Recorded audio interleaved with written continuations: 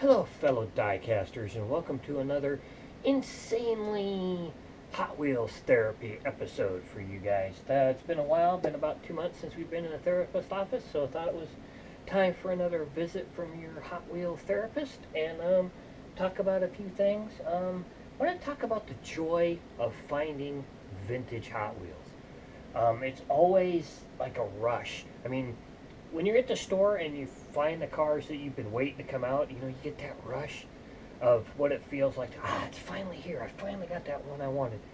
Well, that, to me, there's also a rush when you find the vintage cars, where they're like the vintage haul we did a couple months it's been probably about a month ago now, from the one we got at the estate sale where we got those vintage cars from where like this one came from, this really cool 78 57 Chevy from 78. I mean, when you find these, and especially if you find them like this one was, like in a blister, the card was all ripped off the top, but it was still in a blister, and it's like, oh, it takes you back to when you were a kid. And I mean, depending on how old you are, if you're like me, I mean, I just turned 50 this year, so I've been around since the birth of Hot Wheels. So stuff like this, or it takes me back to my childhood when those cars were in the store and you saw them in the store and you're like, oh, well, I remember that when I was a kid, and all that kind of stuff. And even when you're going over to, you hit one and it's still like the 2000s or the 90s or something, and you find those cars, it's still a rush because it's like, oh, I had that one, or it's like, oh, I always wanted that. Never got that one. Kind of like when I went over to the video that you guys saw earlier, with the haul that I got from my friend Stan from his dad's collection. Like this one here, I didn't pick this one up back in the day, this Oldsmobile, because at the time it was like, I really wasn't into this style of car. This is from '08, so it's like when you get that opportunity to get older cars, you gotta, it's like a rush and you gotta jump at it.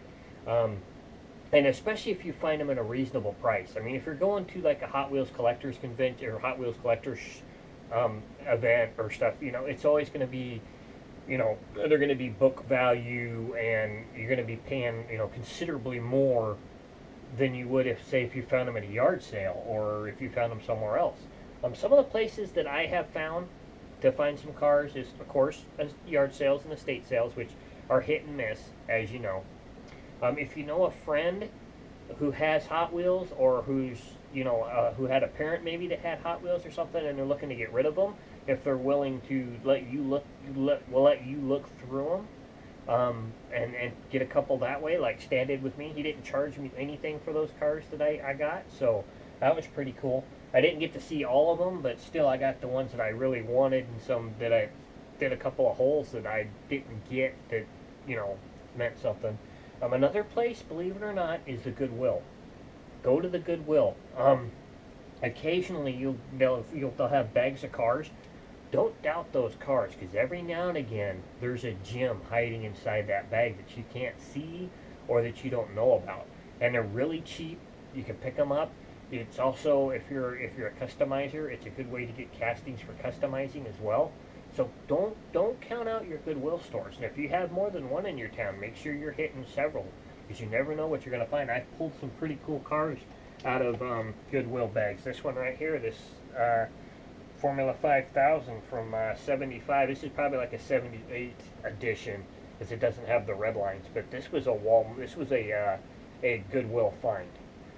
So, and thrift stores. Don't forget your thrift stores, your Salvation Army, and your sometimes your antique stores, they'll be a little spendy, but sometimes you can find gems there as well that you can get fairly reasonable.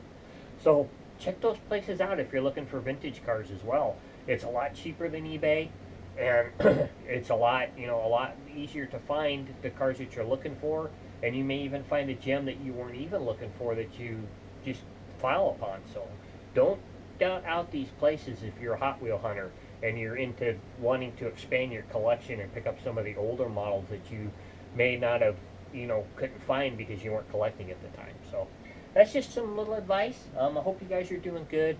You're gonna probably seeing a lot of content from me here, just trying to do some stuff. If you guys aren't aware. If you saw the channel update, you knew what happened 2 weeks ago, and we're just trying to get by, and I'm just trying to get some stuff done, focus on this, focus on my family. So you're probably going to see a lot of content from us. This video will probably be up midweek next week. So be on the lookout. Well, you guys are probably watching it, so but go back and check there. We had 2 haul videos that we put up over the weekend, a bi-weekly featured car that we put up over the weekend, and then there's going to be a review of the 1999 first edition cars. So don't forget to go check those out as well. And if you're not a subscriber, please subscribe so you can get your help from your therapist. I'll put a little notation up here on this side where you can click and you can subscribe, and I'll throw a couple of the older Hot Wheels therapy sessions if you're new to the therapist up on the other side, so you can check them out. So keep on hunting, keep on looking for what you're looking for, and remember, don't count out these small little stores. You never know what you're going to find. So go hit them, put them in your rotation of your hitting places, and you never know what you're going to find.